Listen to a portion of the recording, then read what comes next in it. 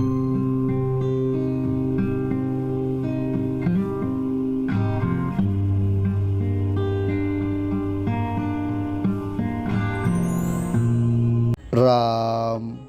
माता करमैती बाई का पावन चरित्र। महानुभाव भक्तमाल भगवान के भक्तों का बहुत बड़ा चरित्र संग्रह है और श्री भक्तमाल से आज हम पावन चरित्र कथा का श्रवण करेंगे और भगवान के भक्त का जो आज नाम है वह है माता करमैती बाई। पंडित परशुराम जी जयपुर के अंतर्गत खंडेला के शेखावत सरदार के राजपुरोहित थे। इनकी पुत्री करमैती का मन बचपन से ही भगवान में लग गया। वह बालिका निरंतर श्री कृष्ण का ध्यान तथा नाम जप किया करती थी। कभी वह हा नाथ कहकर क्रंदन करती, कभी कीर्तन करते हुए नाचने लगती और कभी हंसते हंसते लोटपोट हो जाती। नन्ही सी बच्ची के भगवत प्रेम को देखकर घर के लोग प्रसन्न हुआ करते थे। करमैती की इच्छा विवाह करने की नहीं थी, परंतु लज्जावश वह कुछ कह न सकी। पिता ने उसका विवाह कर दिया, लेकिन जब ससुराल वाले उसे लेने आए तब वह व्याकुल हो उठी। जो शरीर श्याम सुंदर का हो चुका उसे दूसरे के अधिकार में कैसे दिया जा सकता है। उसने अपने प्रभु से प्रार्थना की और जो कातर होकर उन श्री वृंदावन चंद्र को पुकारता है उसे अवश्य मार्ग मिल जाता है। करमैती को एक उपाय सूझ गया। आधी रात को जबकि सब लोग सो रहे थे, वह अकेली बालिका चुपचाप घर से निकल पड़ी और वृंदावन के लिए चल पड़ी। सवेरे घर में करमैती के न मिलने पर हलचल मच गया। परशुराम पंडित जानते थे कि उनकी पुत्री कितनी पवित्र है, किंतु लोक लाज के भय से अपने यजमान राजा के पास गए। राजा ने अपने पुरोहित की सहायता के लिए चारों ओर घुड़सवार भेजे। सभी घुड़सवार करमैती को ढूंढने के लिए निकल पड़े। करमैती रास्ते पर दौड़ी चली जा रही थी। रात्रि भर में वह कितनी दूर निकल गई सो उसे पता ही नहीं। सवेरा होने पर उस समय भी वह भागी जा रही थी कि उसने घोड़ों की टाप का शब्द सुना। उसे डर लगा कि घुड़सवार उसे पकड़ने के लिए आ रहे हैं। आसपास न कोई वृक्ष था और न कोई दूसरा छिपने का स्थान, किंतु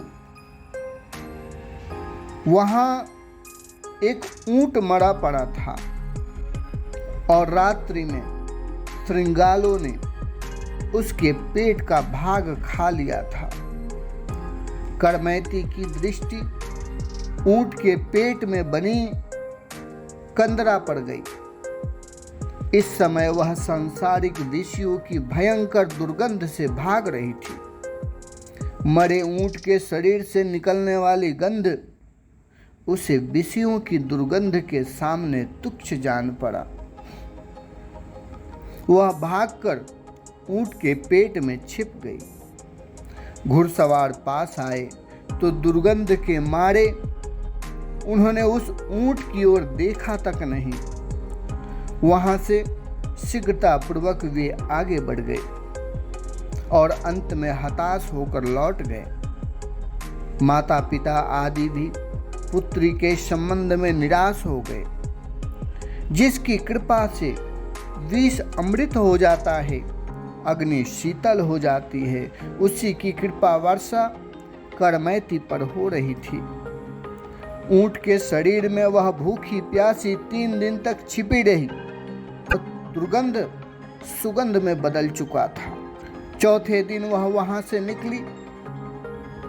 मार्ग उसका जाना हुआ नहीं था, किंतु जो सबका एकमात्र मार्गदर्शक है, उसकी ओर जाने वाले को मार्ग नहीं ढूंढना पड़ता, मार्ग ही उसे ढूंढ लेता है। करमैती को साथ मिल गया और वह वृंदावन पहुंच गई। वहां पहुंचकर मानो वह आनंद के समुद्र में मग्न हो गई। जब परशुराम पंडित को अपनी पुत्री का कहीं पता न लगा तब वे वृंदावन आए। लेकिन भला वृंदावन में करमैती को जानता पहचानता कौन था कि पता लगता। एक दिन वृक्ष पर चढ़कर परशुराम पंडित इधर उधर देख रहे थे। ब्रह्मकुंड पर उन्हें एक वैराग्नी दिखाई पड़ी। वहां जाने पर उन्होंने देखा कि साधु वेश में करमैती ध्यान मग्न बैठी है। पुत्री की दीनहीन बाहरी दशा देखकर पिता को शोक तो हुआ, परंतु उसके भगवत प्रेम को देखकर वे अपने को धन्य मानने लगे। कई घंटे बैठे रहने पर भी जब करमैती का ध्यान भंग नहीं हुआ, तब पिता ने उसे हिला डुलाकर जगाया। वे उससे घर पर चलकर भजन करने का आग्रह किया, परंतु करमैती ने कहा, पिताजी, यहाँ आकर भी कोई कभी लौटा है? मैं तो ब्रजराज कुमार के प्रेम में डूबकर मर चुकी हूँ। अब मुर्दा यहाँ से कैसे उठे?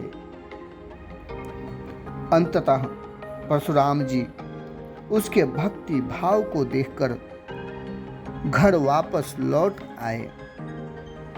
राजा ने जब यह सुना तब वह भी करमैती के दर्शन करने वृंदावन गए।